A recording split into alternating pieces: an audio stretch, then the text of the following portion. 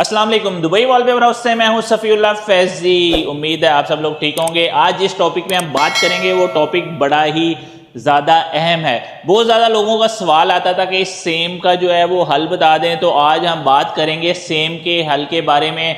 हर किस्म की सेम के हल के बारे में बात करेंगे। वीडियो आपने पूरी देखनी है ताकि आपको पता चल सके कि सेम का हल क्या है। वो लोग झूठ बोलते हैं, उस झूठ को हम सच की तरफ लेके जाएंगे, आपके पैसे भी बचेंगे और आप एक हल की तरफ भी जा सकेंगे।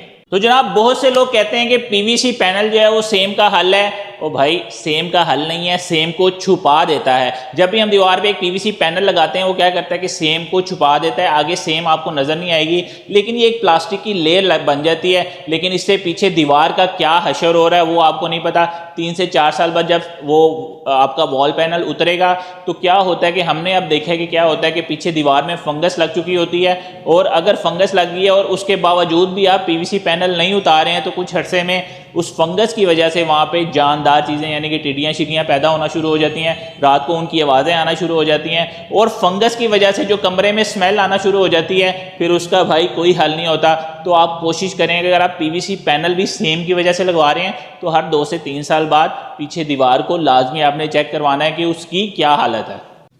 सबसे पहले हमने पता करना होता है कि सेम किस वजह से आई है। आपने देखना है अगर आपकी दीवार में सेम है तो उसकी वजह क्या है। अगर आपकी ये साइड वाली दीवार है और पीछे इस दीवार के कोई घर नहीं है और बारिशों का मौसम है तो आप देखेंगे कि आपकी दीवारों में सेम आना शुरू हो जाएगी। दूसरी सेम आने की वजह ये होती है कि जब आपने घर बनाया है तो नीचे डीपीसी जो है वो नहीं डाली हुई, जिस वजह से सेम आना शुरू हो जाती है।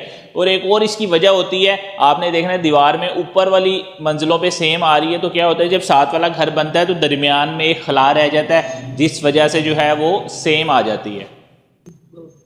सबसे पहले हम उस सेम की बात करेंगे कि आपके साथ घर एक बन गया है और आपका भी घर बना हुआ है तो इसके दरमियान का जो खला है उसमें सेम आ जाती है। तो आपने उसका हल कैसे करना है, आप सबसे ऊपर जाके देखेंगे तो दोनों दीवारों में आपको खला नजर आएगा।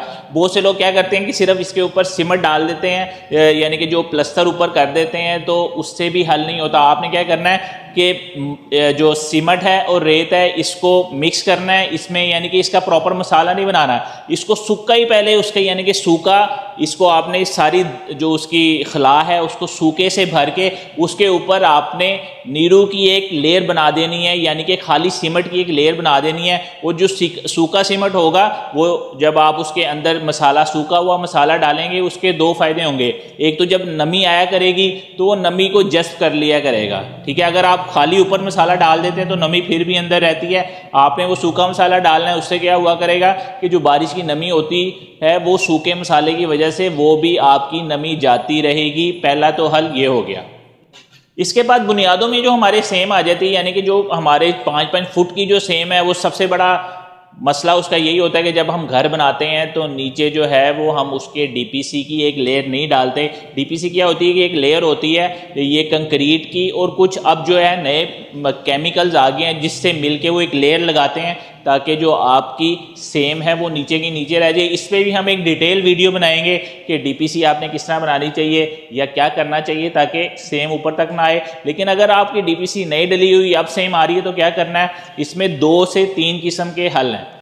पहला जो हल है वो तो आप सबको काफ़ी लोगों को भी पता है, जो पेंट वालों के पास होता है मुख्तलिफ किस्म के केमिकल होते हैं, वो केमिकल लगा देते हैं प्लास्टर ऑफ पेरिस में डाल के, कुछ उसमें ग्लू मिला के डाल देते हैं। लेकिन इसमें एक केमिकल वाला एक बेहतर हल ये है कि इंडस्ट्रियल केमिकल मिलता है वाटर प्रूफिंग का, वो आप किसी भी इंडस्ट्रियलिस्ट से ले सकते हैं या जो इंडस्ट्रियों के बड़े बड़े केमिकल्स वाली शॉप्स होती हैं उनसे भी वो इंडस्ट्री का केमिकल जो वाटर प्रूफिंग का केमिकल है वो आपको मिल जाएगा। उसके लगाने का ये तरीका होता है कि आपकी जितनी पेंट है सबसे पहले उसको ग्राइंड किया जाता है, नीचे से आपके प्लस्तर की जो लेयर है वो निकाली जाती है, उस प्लस्तर की लेयर के ऊपर जो है वो केमिकल लग जाता है। उससे ये होता है कि 3 से 4 साल आप वाटर प्रूफिंग करवा सकते हैं। ये केमिकल सबसे अच्छा होता है। अच्छा जी, दूसरे हल की तरफ हम आ जाते हैं। पहला केमिकल वाला हल था। दूसरा हल, अगर आपकी बुनियादों वाली सेम आ रही है तो दूसरा हल इसमें ये होगा कि आप सिंपल जो है दीवारों को छिलवाएं और जो प्लस्तर है वो बड़े ही अच्छे तरीके से दोबारा करवा लें।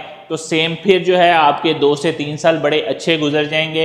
ये क्या होगा कि प्लस्तर जब आप कर लेते हैं तो सेम आने में थोड़ा टाइम लग जाता है और आपकी दीवारें कुछ बेहतर रहती हैं। तीसरे हल की तरफ हम आते हैं। तीसरा हल भी प्लस्तर से मिलता जुलता है लेकिन ये थोड़ा सा बेहतर है। आपने क्या करना है, अगर आपने फिलिंग करवानी ही है तो आप केमिकल की भी ना करवाएं, और मैं आपको रिकमेंड करूंगा कि कोशिश करें कि टाइल बॉन्ड, जो अच्छी टाइल बॉन्ड मार्केट से आपको मिलती है, उसकी फिलिंग करवा लें। उसकी फिलिंग से क्या होता है कि जो टाइल बॉन्ड होती है उसमें नमी जज्ब करने की बड़ी ज़्यादा ताकत होती है, तो वो क्या करेगी, वो कुछ ज़्यादा अरसा चल जाती है। हमने कुछ एक्सपेरिमेंट भी किए हैं, काफ़ी लोगों से पूछा भी है, तो टाइल बॉन्ड की जो फिलिंग है वो कुछ बेहतर है। हल मैं बिल्कुल नहीं बता रहा कि ये सेम का हल है, सेम का हल नहीं है, लेकिन सेम को रोके रखने में टाइल बॉन्ड एक अच्छा किरदार अदा करती है। अगर आपने उसकी यानी कि प्लस्तर दोबारा करवाना है या केमिकल यूज़ करना है तो उसमें टाइल बॉन्ड को शामिल करें। टाइल बॉन्ड एक ऐसी चीज़ है जिसकी वजह से आप सेम को ज़्यादा अरसे तक जो है वो रोक सकते हैं। और इसके बाद अगर आप वॉलपेपर लगवाने के शौकीन हैं और आपकी दीवारों में सेम है तो वॉलपेपर भी आप लगवा सकते हैं। उसके लिए भी आपको ये सारे हल पहले करने पड़ेंगे। सारे हल करने के बाद जो है आप वॉलपेपर लाजमी लगवा सकते हैं। वॉलपेपर लगवाने के लिए दीवार का स्मूथ होना लाजमी है और सेम किसी हद तक जो है वॉलपेपर वो संभाल लेता है। वॉलपेपर कैसे संभाल सकता है कि वॉलपेपर की जो फ्रंट लेयर होती है वो पीवीसी की होती है और बैक लेयर जो होती है इसकी पेपर की होती है। तो पेपर जो है वो कुछ हद तक जो है यानी कि आपकी जब सेम आती रहती है वो पेपर होता है तो सेम को वो सक करता रहता है, लेकिन कुछ हद तक एंड पे क्या होता है कि उसका जॉइंट वहाँ से खुल जाता है। अगर आप वॉलपेपर लगवाने के शौकीन है तो आपने क्या करना है, घर में एक आपने वाइट गिलू का पाउच लेके रखना है, या किलो गिलू लेके रख लें या आधा किलो लेके रख लें।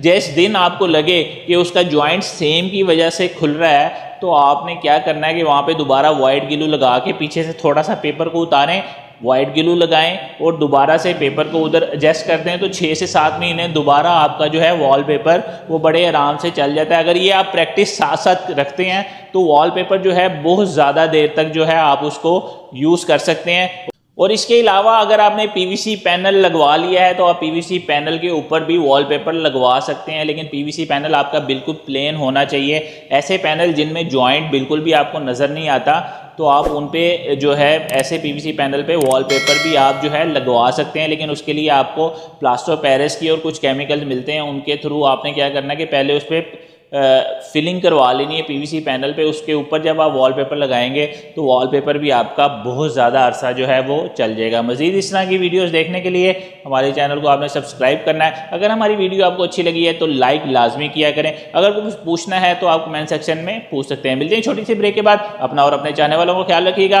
अल्लाह हाफिज़ एंड जज़ाकल्लाह।